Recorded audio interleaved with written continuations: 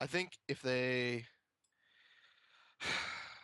Quivering I Palm don't know. has always been a pretty substandard ability, except in first edition where it was just broken.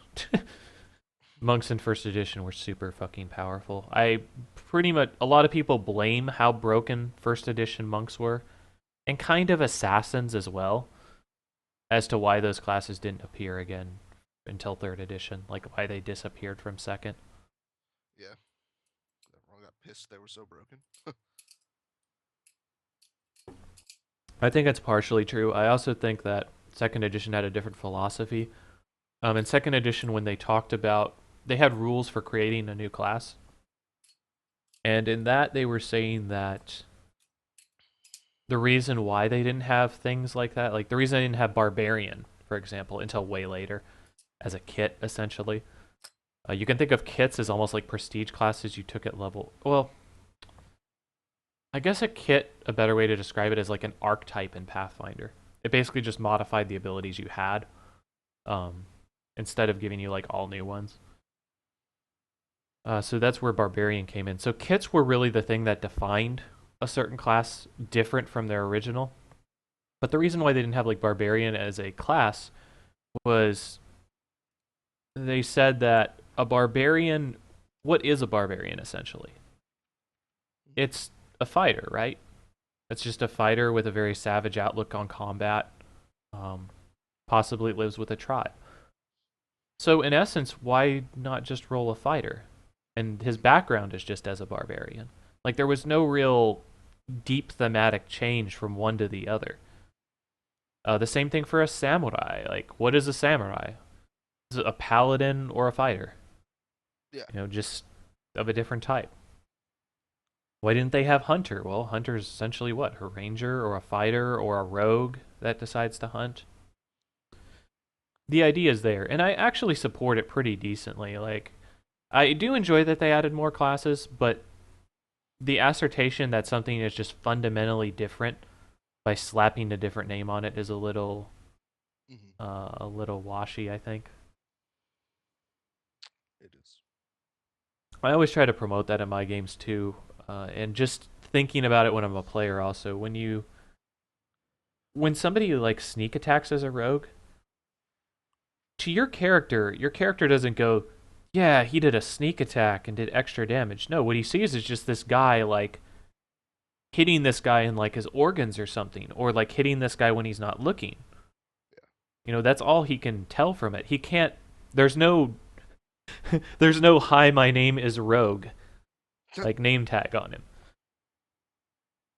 And I find that too many people do that. Like another thing that's very common, and I actually play with this somewhat just to keep my players from metagaming at times. I'll be like, yeah, there's like a witch that's supposedly in the bog over there, and they think that it's like a witch, like a character class. When it's not, that's just a term that people use. Yeah. Like a witch just means like a female person that's supposedly evil that casts magic or bestows curses on people. hmm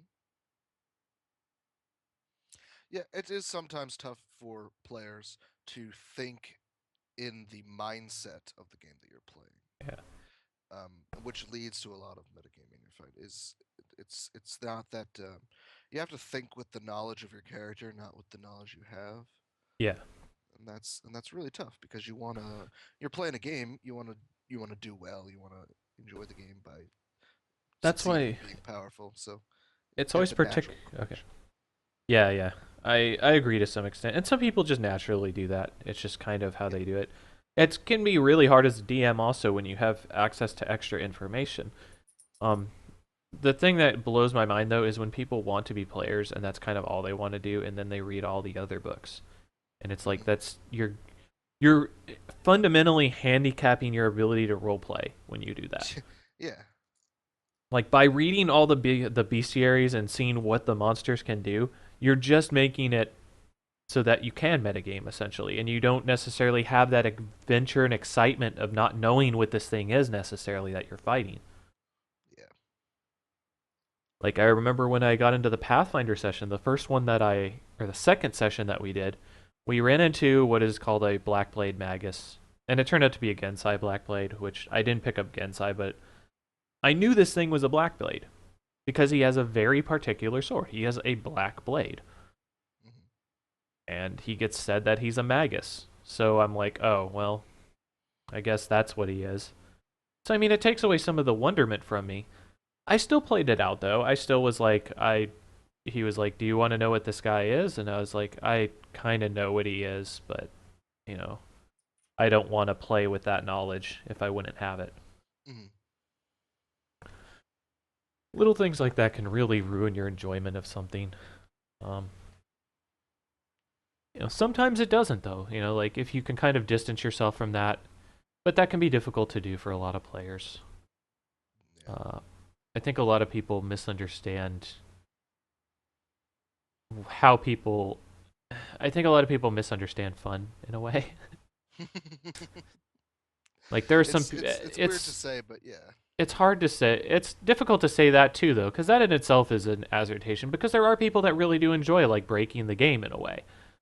Like that's just what they like to do. That's how people make glitch videos and stuff for video games. However,